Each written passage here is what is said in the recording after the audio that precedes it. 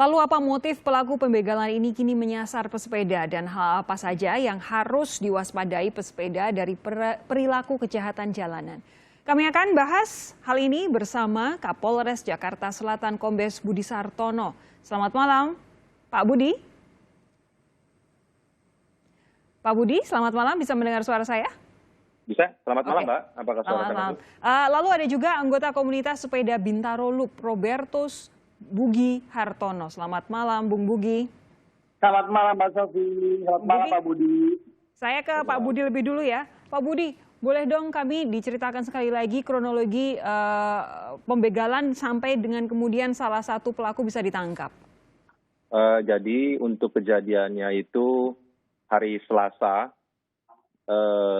pukul 23.30. Jadi yang korban atas nama Adam pulang ke rumahnya dari GBK menuju ke rumahnya di Jagakarsa, di Ciganjur. Jadi pas sampai di Panglima Polim pada setengah 12 malam, korban didekati oleh kedua tersangka, dan diambil handphonenya, dan tersangka membacok perutnya korban. Dan korban setelah itu ke rumah sakit, setelah dilakukan pengobatan, besoknya yang bersangkutan melapor ke kantor Polres hari Rabu, dan alhamdulillah pada hari Jumat malam kita bisa tangkap pelakunya. Untuk salah satu pelakunya kita tangkap. Ya, masih ada satu pelaku yang masih buron ya. Lalu proses untuk kemudian bisa memastikan bahwa satu pelaku lagi ini bisa tertangkap seperti apa, Pak Budi? Yang pasti untuk keberadaan yang tersangka satu lagi atas nama IH yang memang sudah terdeteksi namanya, itu tempat-tempat kumpulnya termasuk rumah keluarganya sudah kita datangi, tetapi yang pasti tetap anggota akan mencari dimanapun yang tersangka itu berada, tidak akan stop sampai memang nanti tersangka kita tangkap untuk pelaku itu. Ini kalau dilihat dari video rekaman CCTV ini tampaknya memang tidak direncanakan jauh-jauh, tapi sempat ada ini ya, pelaku putar balik begitu ya, karena melihat ada salah satu orang yang kemungkinan bisa jadi korban, begitu ya Pak ya? Ya, kan seperti kita tahu bahwa kejahatan itu kalau ada kesempatan, jadi mungkin di sini saya lihat mungkin pelaku melihat kesempatan yang korban itu jalan sendirian tengah malam, nah dan mungkin melihat memegang handphone ya langsung diambil, makanya tersangka langsung muter balik pada itu. Oke, sebelum saya tanya lebih lanjut soal penyelidikannya, untuk saat ini apakah Bapak tahu kondisi terakhir dari korban, Pak? Korban alhamdulillah kemarin pas kita melakukan minta keterangan juga sudah bisa berbicara dengan baik, jadi kondisinya cukup baik, sehat, hanya memang ada bekas luka di perutnya yang sudah dijahit. Oke, jadi laporan kepada polisi datang dari siapa, Pak? Jadi yang bersangkutan itu pagi-pagi datang ke kantor polisi karena kejadiannya malam. Jadi setelah dari rumah sakit, yang bersangkutan langsung datang ke kantor polisi dan kita langsung olah TKP, tanya saksi-saksi, dan alhamdulillah bisa dalam waktu cepat kita bisa tangkap pelaku.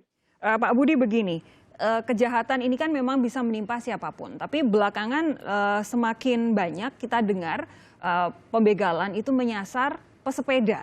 Nah, ada tidak ini kaitannya dengan banyaknya sepeda saat ini di masa PSBB, yang kemudian orang jadi enggan naik transportasi umum, memilih bersepeda atau olahraga, biasanya jarang olahraga, sekarang untuk keluar rumah supaya ada alasan keluar rumah jadi bersepeda. Ada tidak Pak ini hubungannya?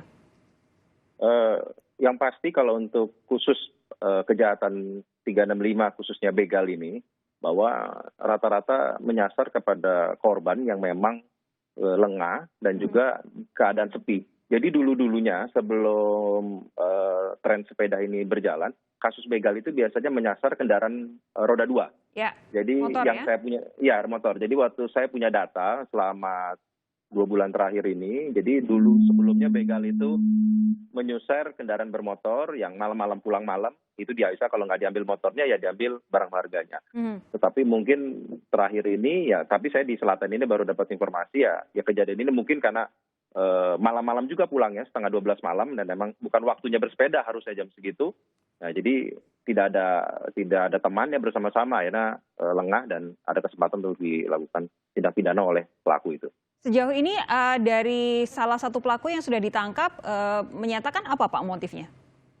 Jadi memang yang bersangkutan walaupun sementara ini pengakuan sementaranya dia melakukan katanya baru sekali, tetapi tetap masih kita dalami. Tetapi pengakuan yang bersangkutan bahwa memang yang bersangkutan mencari korban di sekitar wilayah selatan. Jadi mencari korban bukan hanya bersepeda, jadi mencari korban yang bisa dilakukan jambret ataupun apa. Kebetulan melihat ada sepeda, ya itu yang dia susur karena sendirian.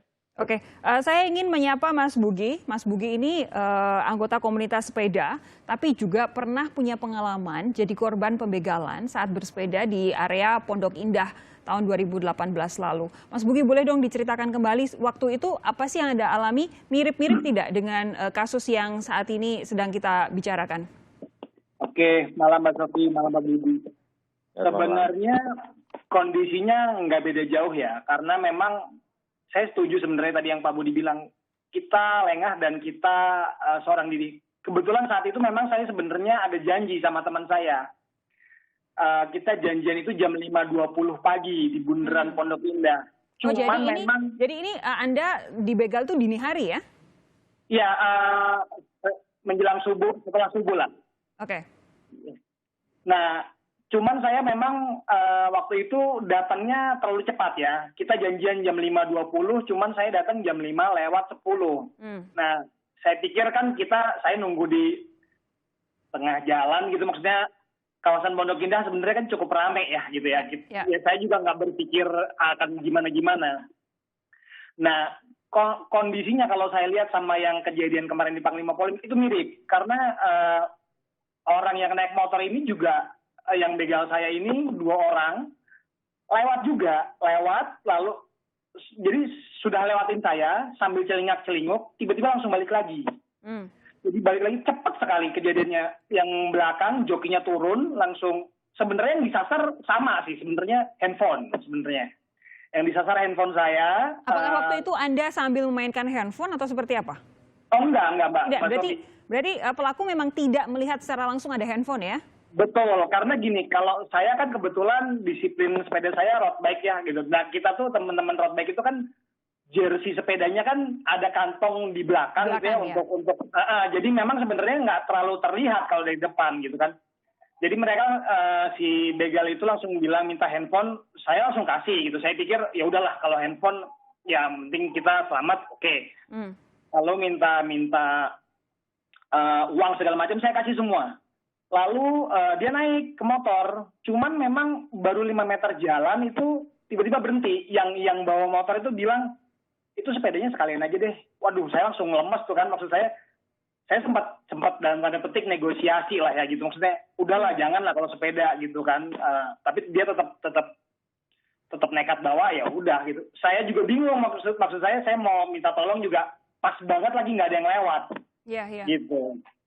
Nah, ini berarti waktu itu semuanya akhirnya diambil oleh pembegal begitu ya. Tapi selain Anda, mungkin di komunitas sepeda Anda atau komunitas sepeda lain yang sering berinteraksi dengan Anda, adakah teman-teman pesepeda lain yang pernah mengalami hal yang serupa? Akhir-akhir ini kebetulan agak lumayan ada Mbak Sofi. Karena gini, jadi di Jakarta, di Bintaro, di mana?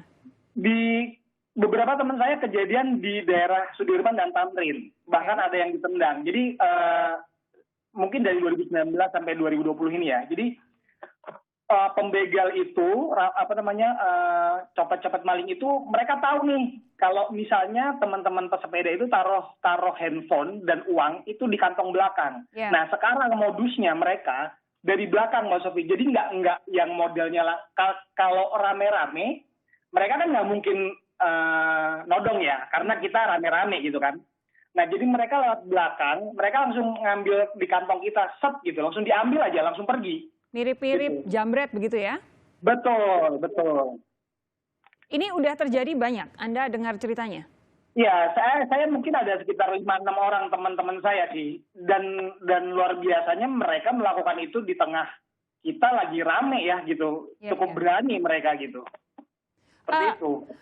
Bung Bugi, ada tidak kemungkinan kalau misalkan tadi Anda bilang dalam setahun terakhir ini banyak kejadian yang Anda dengar dari teman-teman pesepeda juga, ada tidak hubungannya dengan semakin populernya olahraga bersepeda? Saat ini bersepeda juga sudah dianggap sebagai salah satu olahraga yang lumayan mahal begitu, sehingga seolah-olah terlihat kalau bersepeda pasti uangnya banyak, handphonenya bagus, sepedanya mahal. secara nggak langsung saya melihat ada korelasinya. Karena sebenarnya gini, jujur aja semenjak kejadian saya, waktu itu pemberitaan mungkin jadi lebih kesorot harga-harga sepeda ya. Maksudnya kita sekarang ya orang jahat pun bisa akses informasi dengan gampang gitu kan. Mereka bisa tahu harga-harga sepeda dan sepeda itu dijualnya kalau misalnya di begal itu kan sebenarnya lebih gampang dalam tanda petik ya dibandingkan dengan kendaraan bermotor karena kita nggak pakai surat-surat segala macam gitu kan. Di chat pun segala macam langsung gampang dan demand-nya ada gitu. Mereka jual dengan harga setengah harga pun langsung cepat gitu ya. Benar. Udah makin banyak kalau sepeda itu beberapa ada yang ya harganya lumayan lah ya gitu. Nah, mereka pikir oh ya ini lebih gampang, lebih cepat sama dengan handphone mungkin. Seperti itu sih. Oke, kawasan mana saja sebenarnya di Jakarta dan daerah-daerah penyangga yang rawan tindak kejahatan begal terhadap pesepeda? Saya akan tanyakan kepada dua orang narasumber saya sesaat lagi. Jangan kemana-mana, tetap di Sapa Indonesia Malam.